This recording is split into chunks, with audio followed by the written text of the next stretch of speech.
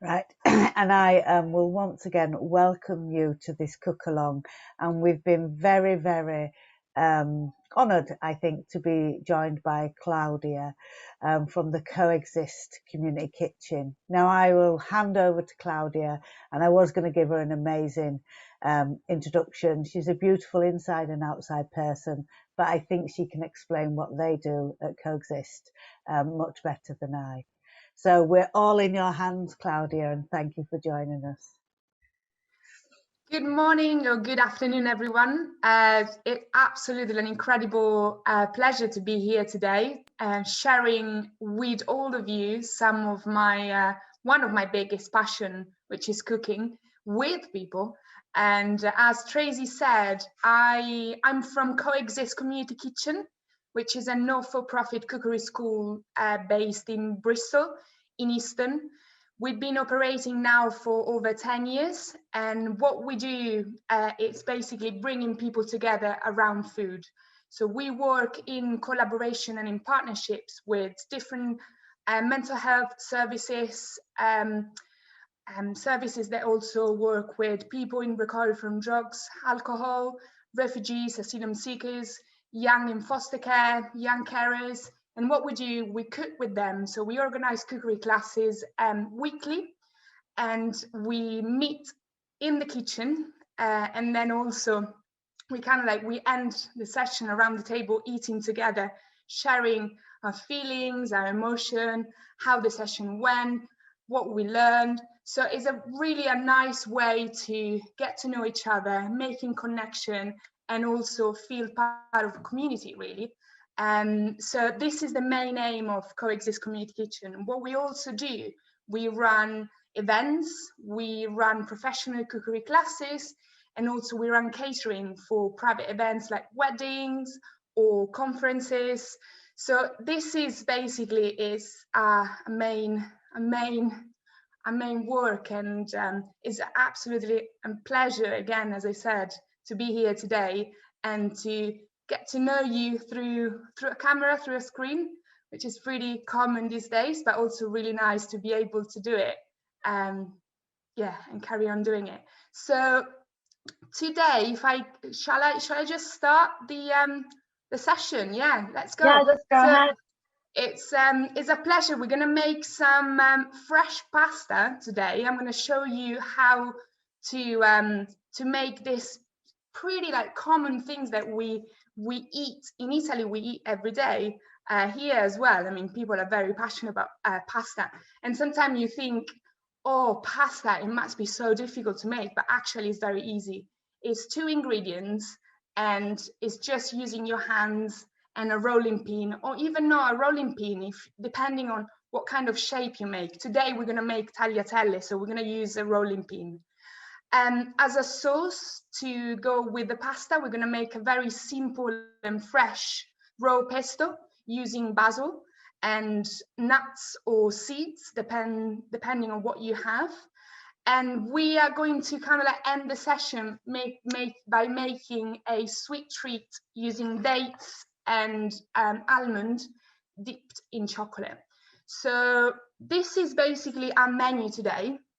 We're going to do it together, but also I've prepared some of the things in advance, so because we've got a short amount of time. So I'm going to show you, and then you can take your time to make it at home later. Also, if you want to make a bigger quantity for your family, at the moment the recipe that we have is just for one person, but I can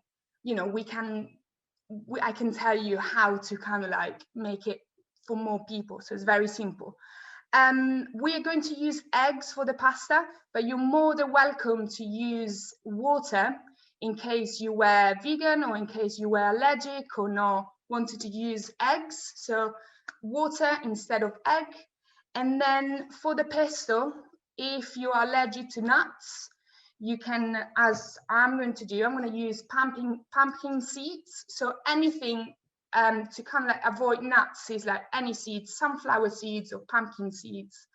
And then for the dessert, again, we're using nuts, almond, but you can easily avoid nuts. So we can just we're going to dip the dates into the chocolate. So as I said also before, to the team, we're not going to use much knives or knife skills, so just a little bit. So just mind your fingers. I'm going to maybe just warn you just before we're going to use knives, but it's going to be very, very, very quick and yeah, easy chopping, so nothing complicated. Yeah, so I guess we can start, and we're going to start by making the dough. So for the dough, you need 00 flour, or in case you don't have 00 flour, you can easily use plain flour, white plain flour. And then we need an egg. Well, as I said, if you don't have egg, get hold of a mug with some warm hot water, and then you need some salt with you. And I always add, in case the egg is not big enough or that is smaller, I always have next to me some olive oil to add some flavor, but also to add some liquid to the dough. So these are the ingredients. In terms of the equipment, we need a chopping board, a fork, and then your hands. So very, very simple. I'm just going to run and get my salt that I left it here. Right, so we're going to make tagliatelle. So tagliatelle are those like long, kind of like spaghetti, but thicker spaghetti. So I'm going to move the camera over to my chopping board so you can have a look at my hands. So the first thing that we're going to do, so the recipe is, as I said, is for one person. So generally the proportion for pasta are 100 grams per person of flour to 1 egg. If you're not using egg, you can use 50 to 60 grams of warm water. So we're going to place the flour onto your chopping board, and we're going to make a shape called, in Italian, we call it fountain or volcano. So with 2 fingers, we're going to make a hole in the middle, quite a big hole in the middle. And what we're going to do, we're going to crack the egg into the middle. So if you have water, I suggest just to add half of the quantity of water first, and then you add the rest. At this point, we also add a pinch of salt. And what we're going to do, we're going to start whisking the egg gently. And what we want to do, we want to keep the egg into kind of like the hole. We don't want the egg to go everywhere, basically. We want to have quite a control on the egg. And little by little, we are going to bring flour in. But again, we want to very gently breaking the egg so that we have control on the egg. It's not runny. It's kind of getting creamier and creamier as we adding the flour in. So yeah, this is an action that can take, a few minutes. And as soon as we see that the egg is quite steady, creamy and steady, we're just going to incorporate more and more flour into the middle. So as I said before, depending on the size of your egg, sometimes you have small or medium or large egg, you might need extra liquid, but we can also add extra liquid later on. So as you can see, my circle now is quite big, so I'm just going to push flour towards the egg. And now that the egg is very stable, I'm going to put some flour over the fork, and I'm going to clean it. And now I'm going to start using my hands to bring all the flour in. So using just your fingertips, you kind of like bring the flour into the egg, trying to make a dough. if we see that we've got a lot of flour, not much egg, because the egg was not too not too big, we can add some olive oil. So you can do like this. As you can see, I'm just using the fingertips and I'm incorporating all the flour in. Trying to incorporate all the flour, and also by pushing it with the fingertips, as you can see, I'm pushing it down, because this action is really helps all like the bits of the egg to go in. Always trying to clean your hands as well. So as you can see, I always tend to have like clean hands. So you just rub your fingers. Now I can see that mine is getting a little bit dry. Maybe the egg wasn't big enough. So I'm just going to add a drop of oil. Yeah. And I'm going to keep kneading it like this. If you see that, yeah, it's quite a lot of flour left, just you can push some of the flour aside and concentrate now to your dough. So basically we're going to knead until we have a smooth dough. So we kneading it with this part of your hand. It's kind of like pushing it down and then folding it towards you, and then again pushing it, folding it. Yeah. So as I said, if it's very dry and quite hard, add some olive oil. You can also like working it like this, you see? Working this way, making into a bowl. Mine is getting quite soft, as you can see from the screen. So, you know, more or less it has to have this consistency. And I want to, by kneading it, I want to remove all the lumps. And basically now, after the dough is done, we're gonna leave it to rest, because the kneading process creates tension. So before we stretch the dough, we want to have a relaxed dough, basically. So we need to give it a little bit of time to relax and rest. So that is my final dough. It doesn't matter if it doesn't close completely at the bottom. If you press it, it actually will close. So that How do you have such clean hands, Claudia? So that what magic? What witchcraft is this? But just rub your fingers, and all the bits that you have, just leave them aside, because obviously now you've been working it quite hard, so your dough should be ready. How is everything, Tracy? You going? Is it good? My dough's still a bit hard. I think I must have put a bit too much flour in, or had a very small egg. But I think I'm getting there now. Yeah, perfect, Molly. That's great. That's great. Maybe add some more olive oil, Tracy. I've added quite a bit, but I will add some more. Okay. Chloe, how is yours? Good. Yeah, nice. So making it into a bowl, so that then we can wrap it in a tea towel. We're not going to use any cling film and plastic. We're just going to wrap it into a tea towel, leave it at room temperature, and we're going to come back to the dough in a second.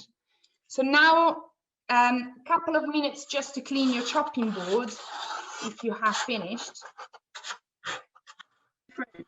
Where did you say we put the dough, Claudia? So I've wrapped it in a tea towel.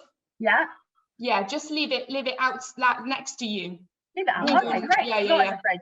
Brilliant. No, don't put it in the fridge at the moment. Yeah, it's actually Yeah, it's good to have it at room temperature.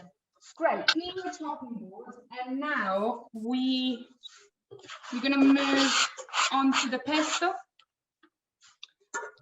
If you need to clean your hands as well, clean your hands. I hope my pesto goes better than my pasta. I'm sure you will be impressed because it's going to be a delicious pasta. So for the pesto, one of my favorite sauce, pesto, especially now is season. Basil now grows really, really well in summer, and in England as well. It's surprising how common it is now to find basil in allotments and houses as well. If you keep it inside, it will grow better than outside, but if you have a greenhouse outside as well. So for this recipe, we need 2 bunches of basil. If you haven't washed it, you can wash it now. Then we need pumpkin seeds. You should have the quantity. I think it should be 90 grams of pumpkin seeds, but if you have a little bit less or a little bit more, it's okay. 2 cloves of garlic. I put 2 because generally I see that people here love garlic more than people back in Italy. So I put 2. I personally going to use only 1, which is quite a big one. But if you don't like that much garlic, just use 1. But if you like garlic, use 2. Then we need some Parmesan. I've grated mine already. If you are vegan, you can leave your Parmesan out of the recipe. Then we need 1 lemon, salt and pepper, and a lot of olive oil. And then in terms of equipment, if you have a stick blender, it's quite easy to use. I've got a jug that generally comes with the stick blender. Otherwise, a food processor as well is good. Or the traditional recipe uses a pestle and mortar. But obviously, with shorter times, it's better to go faster with an electrical thing. So I'm going to move the camera again over to me. So very, very simple. We're going to just break the stalks and put just the leaves. So I'm going to leave the stalks out and chop the basil into the jug. And so I've got all the basil in. And now we're going to add all the seasoning. So salt, a good pinch of salt. You can always add extra salt later on. So I would go not that much salt, especially because if you are using Parmesan is very salty. So you don't need that much salt. Then we're going to put a good pinch of black pepper. Again, all the seasoning is like as your taste. You know, if you like quite spicy or peppery pesto, just add as much as you want. And then we're going to use the pumpkin seeds myself. If you have almond or if you have any other kind of seeds, the traditional recipes uses pine nuts. So this is a recipe from the north of Italy, northwest of Italy, a region called Liguria. It's a region very famous for pine nuts and olive oil.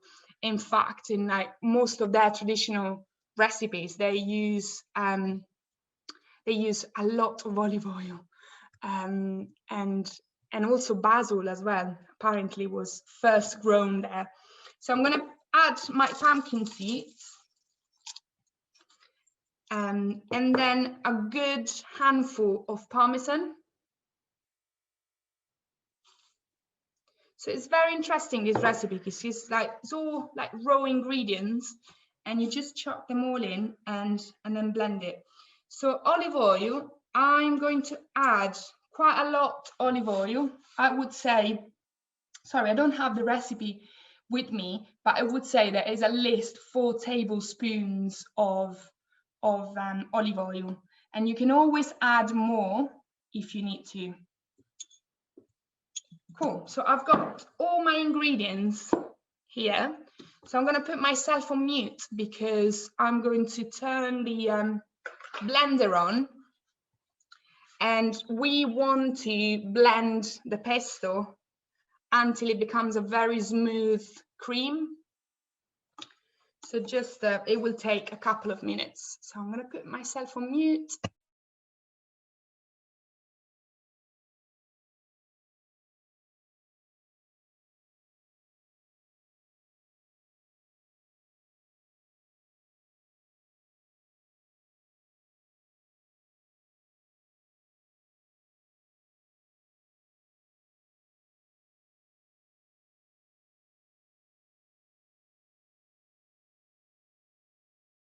Just realized that I left one ingredient out, the garlic. So just add the garlic in.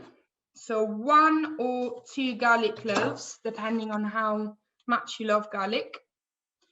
And now that I'm blending the pesto, at the beginning can look quite dry. So if you think that it's quite dry, just add another drop of olive oil, and then keep blending it.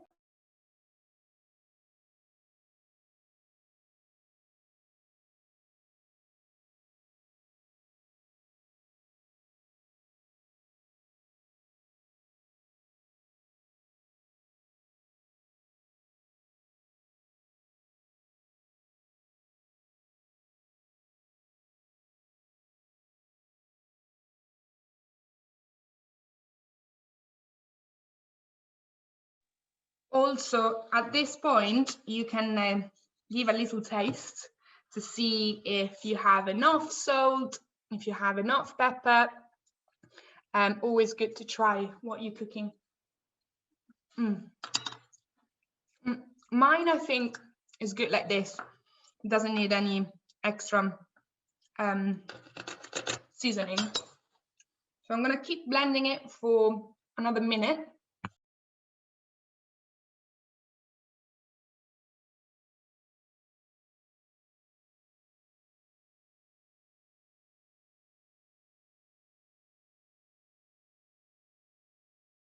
Cool. So it doesn't matter if is extremely dry now, because when you cook pasta, to make it a little bit more creamy, you can add some hot water from the boiling water of the pasta. So you can just adjust the consistency later on, but you can also add a little bit more olive oil. For example, if you make a pesto in big batches, you can freeze pesto, and then every time that you want to make pasta, you just take it out of the freezer and defrost it and use it for pasta. So it's pretty common in Italy to have, especially in summertime, these like big days where we make a lot of pesto, and then throughout the year you eat, that pesto from the summertime. I've just added an extra teaspoon of olive oil, and now we've got the last ingredient, which is the lemon. Just a squeeze of lemon. Basically, lemon in cooking, in recipes, adds quite a nice flavor and lifts flavors up. So just a little drop of lemon. Here we go. Just gonna blend half minute longer, and then pesto is ready.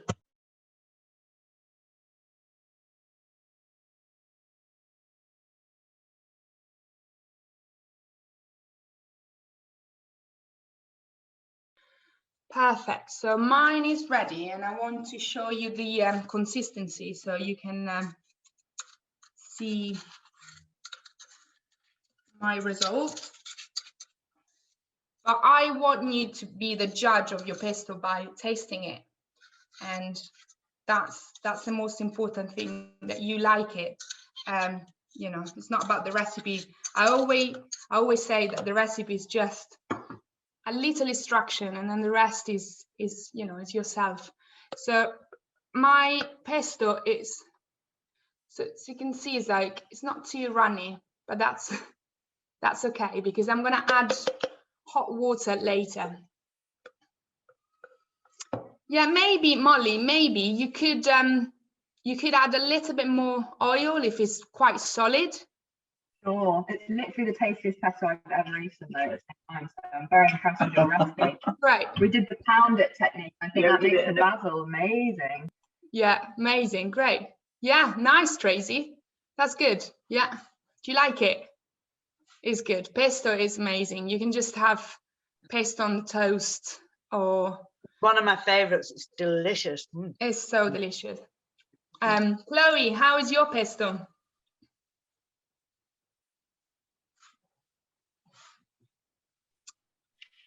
I don't have the ingredients, so I can't do it. Oh, We've been right. watching and learning. Great, perfect. But you can make another sauce for the pasta. You can make a tomato sauce or anything else you have at home. Yeah. Great, perfect. Okay. Yes. Okay, so we can leave pesto on a side. We don't have to keep it in the fridge at the moment, unless you're gonna use it later on. So you can just pop it in the fridge or transfer it into a jar and put it in the freezer, as I said. If you're gonna keep it in the fridge, I suggest to add, once it's transferred into a jar, just add a bit more oil over the top, so it kind of like the oil protects from mold, or it doesn't it's just protect the pesto basically from getting getting off. So let's have a quick clean on your chopping board, because now we're going to go back to the pasta. So we are going to shape the tagliatelle. So I want your chopping board to be quite clean. So I'm going to quickly give a wipe to mine.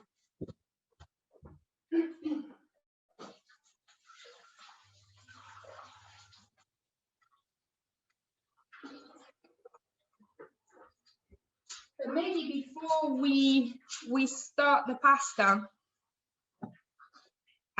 should we have a little break now or after the pasta? What do you guys think? Sure, we can do. Do you mean like a little 5-minute sort of rest break?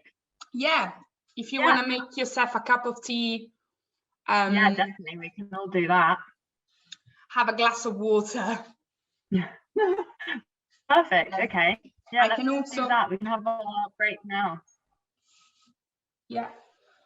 So let's all come back at 2. Great. 5 minutes. So Okay, people can take, soon. yeah, people can Wanna take take time just to make just to clean chopping board. Sure.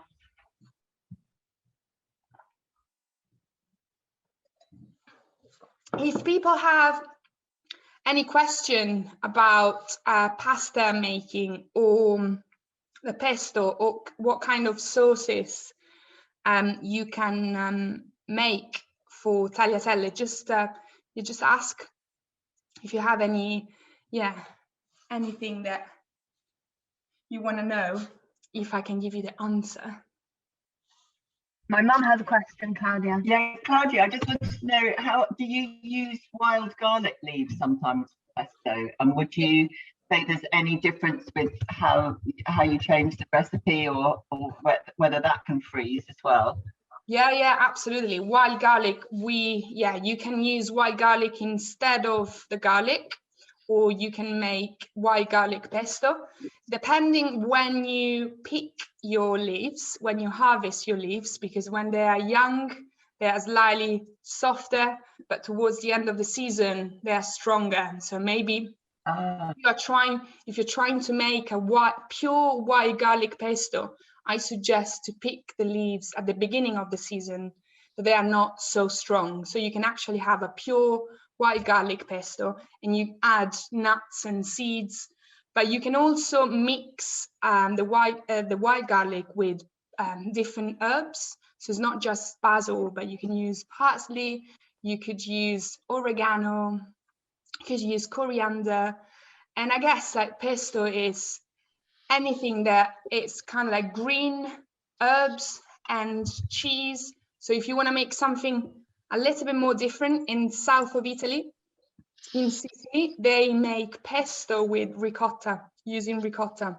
Oh, Wow. okay. So instead of using Parmesan, you can use ricotta, and it makes a little bit more creamy sauce. And instead of using herbs, they use sun-dried tomatoes with nuts, and it's really, really delicious. It's called Sicilian pesto. Wow. Claudia, thank you for that. I have a load of tarragon in my garden, and I just don't know. Everybody goes, oh, it goes really well with fish and chicken. Honestly, I do not know what to do with it. Is there a pasta sauce you can make with tarragon? So tarragon, from my experience, tarragon goes really well with mushrooms. So you could cook mushrooms with some garlic, tarragon leaves, but also you can make flavored butter. So for example, you could put it through a soft butter, and you can basically freeze it, and every so often having on toast or to flavor dishes with butter and that tarragon flavor. But also, Tracy, you can freeze it. Any fresh herb, you can put it in the freezer and use it later. Later. Thank you. Well, actually, I've got some mushrooms, so I might have a little look for a mushroom and tarragon. Really good. Yeah. Thank you. Yeah. No worries. Great. So tagliatelle, what we're making? We're making tagliatelle, which is a pretty famous shape all over Italy. In particular, we can say that the north of Italy, Emilia-Romagna, it's pretty famous for pasta alla bolognese, and the kind of like the shape that they use the most is tagliatelle.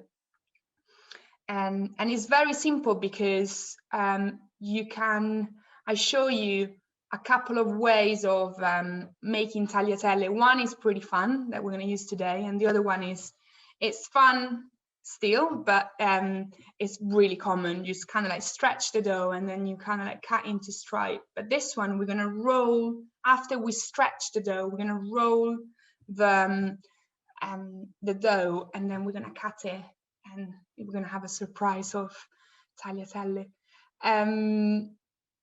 So I'm going to grab, what time is it now?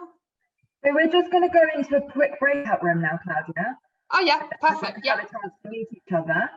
Perfect. And once everyone's definitely back from break in a minute, we'll go into them, and then we'll go on to the second part of the pasta, if that's okay. Absolutely. Yeah. Back in the kitchen. We had a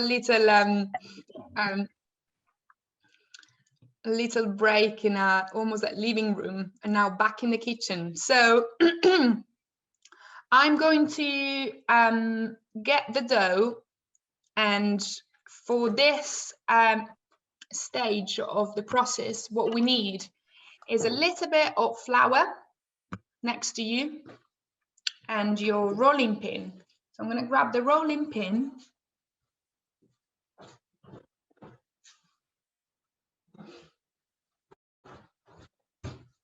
Great, the rolling pin is here.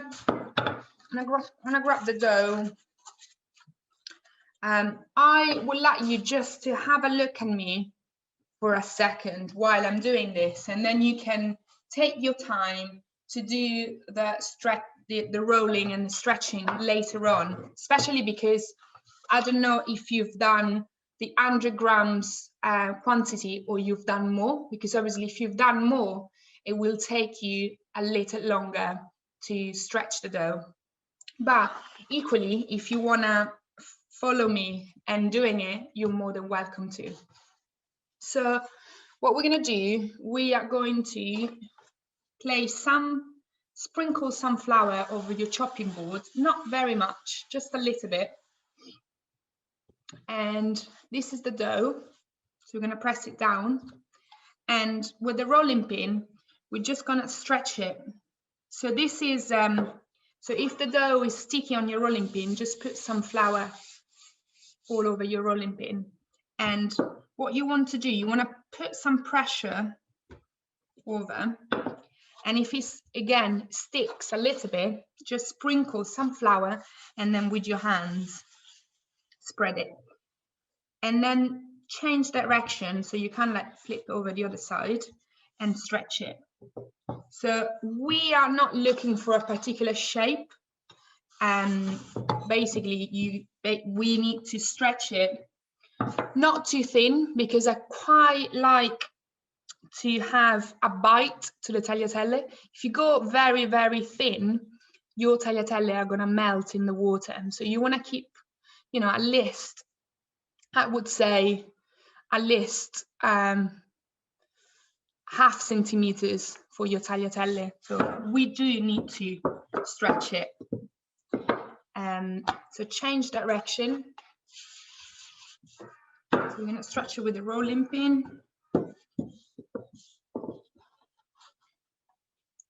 Again, keep moving your dough because it can stick at the bottom of your chopping board and you don't want that. Stretch it. As I said, we're not looking for a particular shape. Just move it if the chopping board as well needs a little bit more flour. So, for example, when you're making lasagna, you want to have a very thin pasta because you're going to create layers. So it's a lot of pasta. So in that sense, you want maybe quite a thin lasagna sheet. That basically, this is what it is now. This is like the lasagna sheet. So in case you were looking for making lasagna, at this point, you would have maybe start slicing in, you know, in big pieces to have your lasagna sheets. But in this case, we are making tagliatelle. So cool. So I think I'm pretty there. This is how thin my pasta is. So it's quite thin. There is this like trick of looking if you see your hands. You need to see your hands through. So you kind of like lift your pasta and you put your hands behind it and you need to be able to see your hand. So what I'm going to do now, as I said, I could potentially start slicing my tagliatelle like this with a knife. So now just mind your, as I said, it's not very complicated knife skill. Just mind your finger. If you have an adult next to you, just, yeah. And that could be, for example, one tagliatelle. Or there is this other version, which is the one I prefer. So I would sprinkle some flour and I'm going to start rolling it from the bottom to the top. Sprinkle flour because it can stick and then it's hard to unstick. Cool. So basically you're rolling to a long sausage like this. And what you do, you cut it this way. So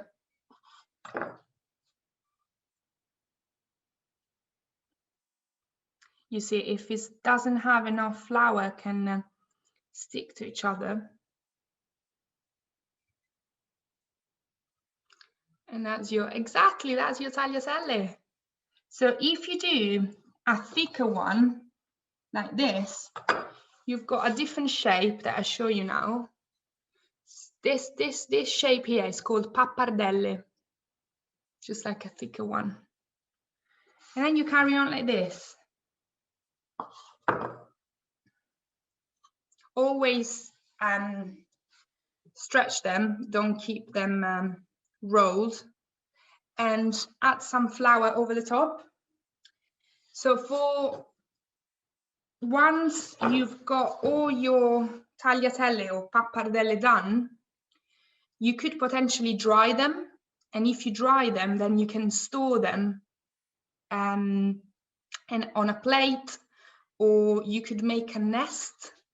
Don't know if you know about the nest. Is basically when you roll on your hand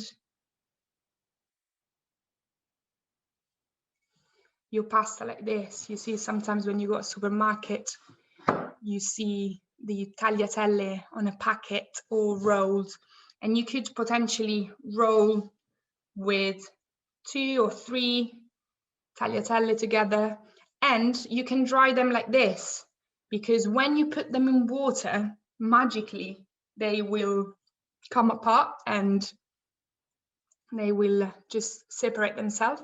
So you could store them like this.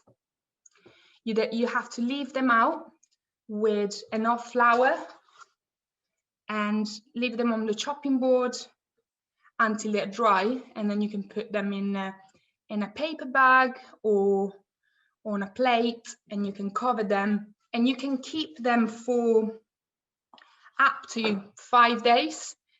If you've made the version with water, you can keep them for longer, because basically the pasta that we buy at supermarket, it's flour and water. This one that we used egg is fresh. We call it fresh, so it does last a little bit less because obviously we use egg. So I just need to hurry with this because it can stick together. So I'm doing mine slightly thicker, as I showed you. I'm doing kind of like pappardelle, but you can go thin and you can do tagliatelle. Wow, Molly, great.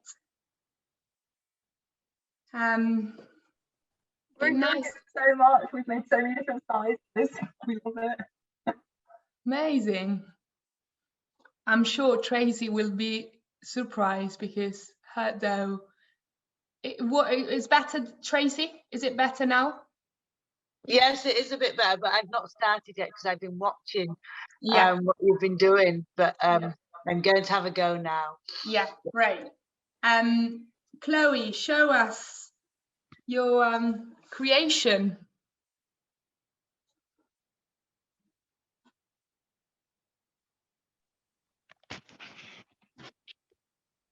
Is it okay Oh. there? Can you? Lovely, great, perfect. Amazing. It's amazing, Chloe. You know, this is obviously it's like more handmade version, but if you have a pasta machine, obviously you make them perfect, but you know, like this are still fine and delicious. Great. So as you can see, it's pretty straightforward to make pasta. It's not that, you know, takes a little bit of time, but it's a funny activity to do together with friends, with family, and you know, everyone can make a different dough and then shape it and then eat it. Cool. So that's mine. I had made another dough, so because I thought it was going to take longer, but actually it's pretty straightforward. Have you made only 100 grams, or have you made more? I did 200. You do 200, great. Yeah, which has made a really nice amount of pasta, I think, for me and Mum after lunch. Perfect. You, Chloe, you made 100 grams, so you made a little bit more. 100. 100 grams, great. Now you've got the recipe and you can make more later. Perfect. So as I said, you could also, I show you, I've done this in Christmas time when we were here with my family. You can hang your pasta on a string, for example. You can hang it, and you can leave it to dry. And it doesn't matter if, like, you know, this is not super clean, because obviously when you cook pasta, it goes into hot water, so it sterilizes. So, you know, I mean, I'm not saying that you can use any dirty string, but you know, in this case, I'm not too worried about, because I'm gonna then put it into the water. How long would you recommend we leave it to dry before we would cook it, Claudia? You can, so that's a good point. You can cook the pasta now. You don't have to wait until it dries. So actually, if you put the pasta into the water now, it will cook not even in a minute. Wow. A minute, and it will be cooked. So maybe we can talk now about the cooking process. Basically, what I suggest is to boil the water, and once the water boils, add some salt, and then add your pasta. It will, depending on how thin it is, but I think it will take not longer than 2 minutes. Have a little taste. Obviously, I like pasta al dente, so you want to keep the pasta on shape. And then for the pesto, if you've made the pesto, I suggest that you transfer all your pesto in a bigger bowl, and you add at least a couple of tablespoons of boiling water, so it does lose up the pesto. And once your pasta is cooked, always keep with you at least a half glass of boiling water, because in case you want to make more creamy sauce, you just add a little bit more boiling water and then extra parmesan on top, and that's it. You don't have to cook it on the pan. It's just all raw. And for you, Chloe, if you've got a tomato sauce, this type of pasta is absolutely delicious with a simple tomato sauce cooked with onion or garlic, or anything. What are you thinking? Are you gonna eat it now, or what are you gonna do? I don't know. Maybe let it dry. Great, maybe later. Perfect. And so you see Tracy's going well. I can see that you're stretching it. Yeah, great. It's thick, yeah. So you need to stretch it a little bit more. It takes time when you don't have a pasta machine and you've got a rolling pin. If for some reason the dough is slightly drier, it does take a little bit longer, but you will get there. Cool. So I'm happy to move to the dates. Maybe before, just let's move everything away. Yeah, great, perfect. Yeah, amazing. I'm just going to give a quick wipe to the chopping board.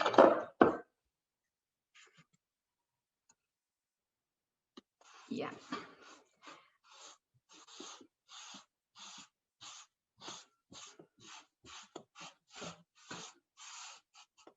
Hopefully, yeah, everybody else that is watching, give us some feedback on the chat.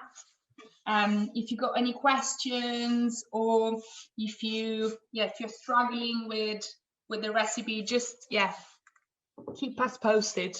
We're here. I'm going to wash my hands.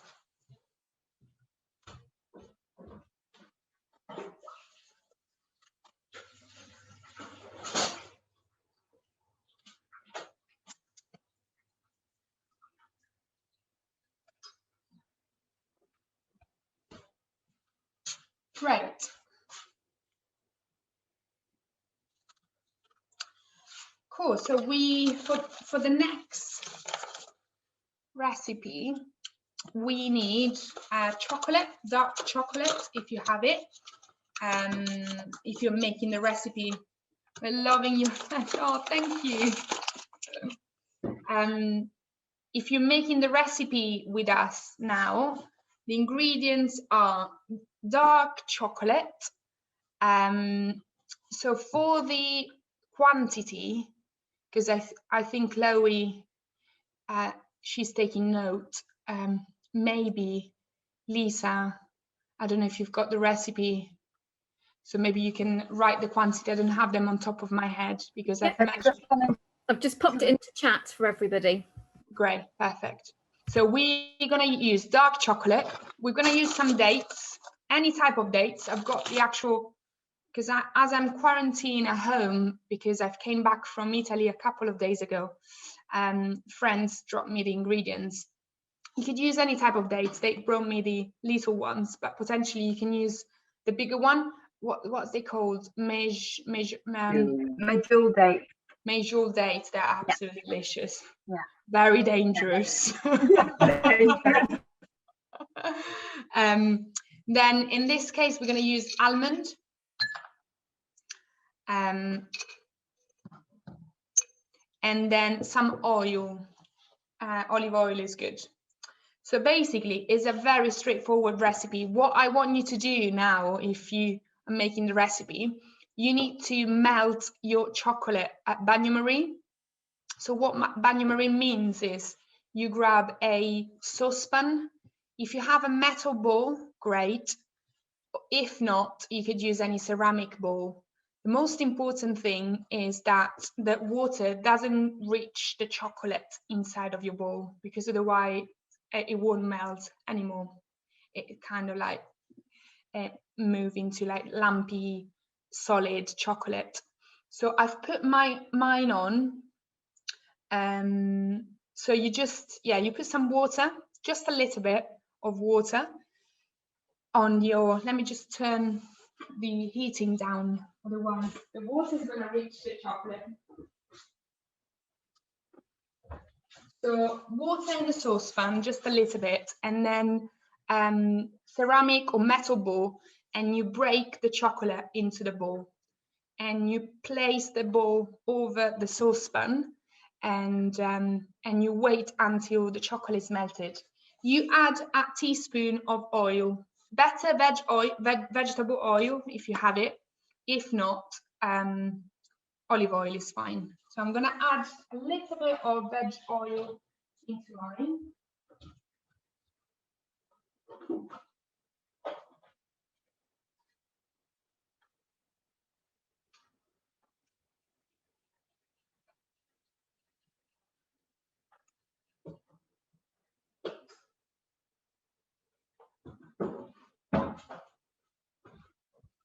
Great, so, and then this are the ingredients.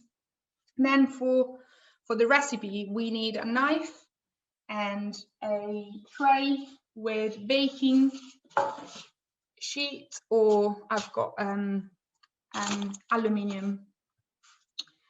So what we're gonna do, we're gonna basically, very easily, we're gonna remove the peat from inside. So we're gonna slice, be careful with the knife now. We're gonna slice the date. We're gonna create a pocket, and we're gonna place the almond inside. You can also use walnuts, or you could have coconut inside, for example, or something very delicious that I've tried before. You can stuff your dates with tahini, and you can do exactly what we're doing now. We're going to dip them in chocolate. So let's prepare all the dates now. So I create a pocket, and then I place the almond inside. This is a nice, to be honest, is a nice healthy treat, because dates are sweet, but quite good for you, and almond as well, good resource of minerals and vitamins. So, and you know, dark chocolate, if doesn't have sugar, it's also good. So I'm gonna do maybe 5 or 6, because otherwise there would be too many. And cool, I've got with me now 6. And then I'm going to grab the chocolate.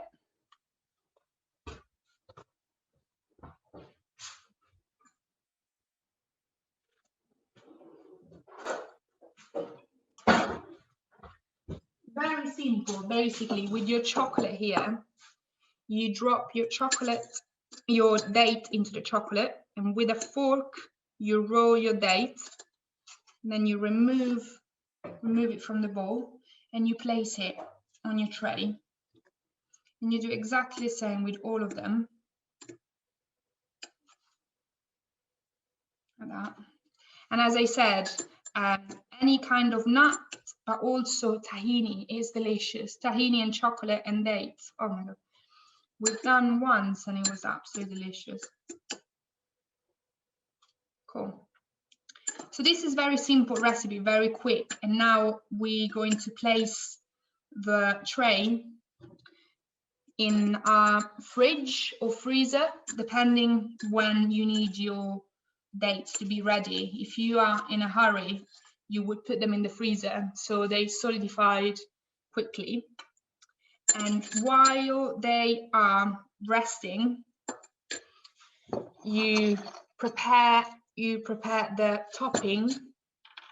So you grab some nuts. In this case, I've got almond. I'm going to use knife now. So you can also like chop the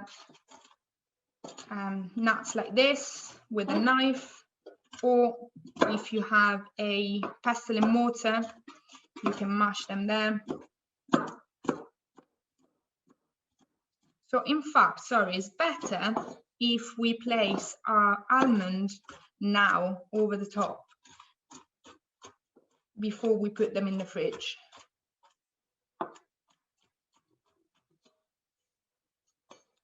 So I've chopped them and just a little decoration over the top. And then once they are covered with almond, you can put them in the fridge. So I'm going to put them in the fridge now. Yeah, like that. Cool.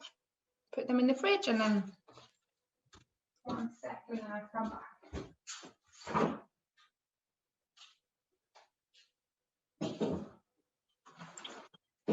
Gosh, I'm really wishing I had my lunch.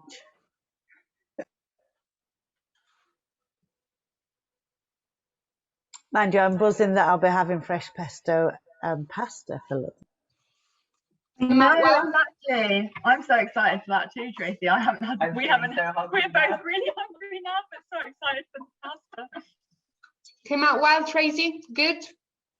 Yep, I've got it all in strips. Yeah, so I'm very excited. That's lunch. I didn't get to the shop. I didn't buy dates, but that'll be on the shopping list next time. Great. Yeah, that's amazing. Fabulous. You've got the big ones, Molly. You got the good. Yeah, we managed to get some big medjool ones. We actually had them already, amazingly. We just haven't eaten them yet. And we've got some with cashews, some with almonds, some with peanut butter, and some with tea to experiment what our favourites are. So our session is basically complete. We've done 3 recipes. I hope you really enjoyed the making process or the actual just watching us doing it, and hopefully you can make this recipe later on with more people in the house or bring a plate to your neighbor. Yeah, no, it's really good. And if you have any question, please, you can put an question in the chat now, or you can always get in touch with me later on. Yeah, we can. I'll definitely give you the contact for Community Kitchen, or if you're in Bristol and you want to come and visit us, it's always a pleasure to see new faces through the door. Amazing. I'm definitely going to be visiting Claudia. I'm going to come and see you in Bristol because I'm in Bristol too, so I can't wait to come and visit you. Meet you in person. Yeah, When I'm you gonna go to I'm gonna follow you on Instagram, and Yeah. I'm going to show you my pasta when it's done. Yay! Yes. Where do we put our photos? So it would be absolutely wonderful if all of you could share your photos of what you make on our Facebook or our Instagram. And you can just do it on your social media and then tag the big lunch, the month of community, and we'll be able to then see what you've made, because it would just be so wonderful to see. I'll just put that in the chat now. Claudia, oh sorry, I was just going to say, quick question: how long can the dates be kept for? That's so assuming they're going to last beyond sort of 10 minutes of them being finished. We're not using any dairy. Unless you have dairy in the chocolate, they will last a little bit less, but to be honest, they won't last very long, right? Yeah, exactly. But you can, in the food industry, we say minimum 3 days, but I always say after 5 days, have a little taste, and if it doesn't taste good, throw it away. But yeah, always smell it. And again, if it doesn't have any dairy in, or it's not meat and fish, you can always give it a go. In this case, it's pretty safe ingredients. Lovely, thank you. At least 5 days. Amazing. Thank you so much, Claudia. I hope all of you enjoyed that as much as me and my mum did. We just kept like laughing about how much we were enjoying it, and just like so excited, because my mum's an amazing cook and she's never made fresh pasta before, so this is real. Yeah, that's good. And I really enjoyed it. Yeah, we both have, and we love the dates as well. It's such a nice idea. I'm going to definitely take a picture and let you know how we get on with that as well. They're a beautiful gift idea, aren't they, as well? Yeah, for like Christmas. Nice present. Yeah. Really nice present. So we've actually got some little fun extra resources that we'd really love to send everyone that came along today. And that's including some chalk, a little idea pack, and some seeds for you. Just to say thanks for joining in with the Big Lunch cook along this like today, and also just Big Lunch this year. So if you would like that little gift pack and for you and your community, then if you could just fill out this really short survey. So if you could fill out this really short survey, and the link for that will be going into the chat right now, then that means that we can get your address confidentially on page 2, which will mean that we can then send you your free goodie pack, which we would love to do to help you celebrate the rest of the month of community for your local area and everyone around you. A little treat for you. So as many of you know, this weekend is really the beginning, the Kickstarter of the whole month of community. So we've still got a lot to celebrate. We've got a lot coming up. Next of all is the Neighbourhood Watch Week. Then there's Carers Week, Loneliness Awareness Week, Refugee Week, Small Charity Week, the Great Get Together, and then on the 4th of July there's Thank You Day. So I'm really excited for that one, because we've all got someone we need to say thank you to after the last year we've all had. So I think that would be really nice to know if any of you are joining in with the rest of the weeks that are coming up this month. So please do let us know if you're joining in with anything on just hashtag the month of community or the Big Lunch, and we will know that you're joining in. So if you want to know about some more events that we're going to be putting on, you can just look at some of the links that we just shared in the chat box, which are the website and the way that you can find out what events coming up next. I think that's kind of it now, really. So we really hope that you'll join us in celebrating the rest of the month of community. And thanks so much to Claudia for the amazing session today. We absolutely loved it. You're such a wonderful host, and you led everyone so beautifully through that whole experience. So thank you so much for that. And I hope that you will have a wonderful rest of your weekend, and feel free to unmute and say goodbye if you fancy Thank you guys. It was a pleasure. Oh, well done, Claudia. That was awesome. Whoop, whoop. Loved it. It was Thank you so fabulous. much.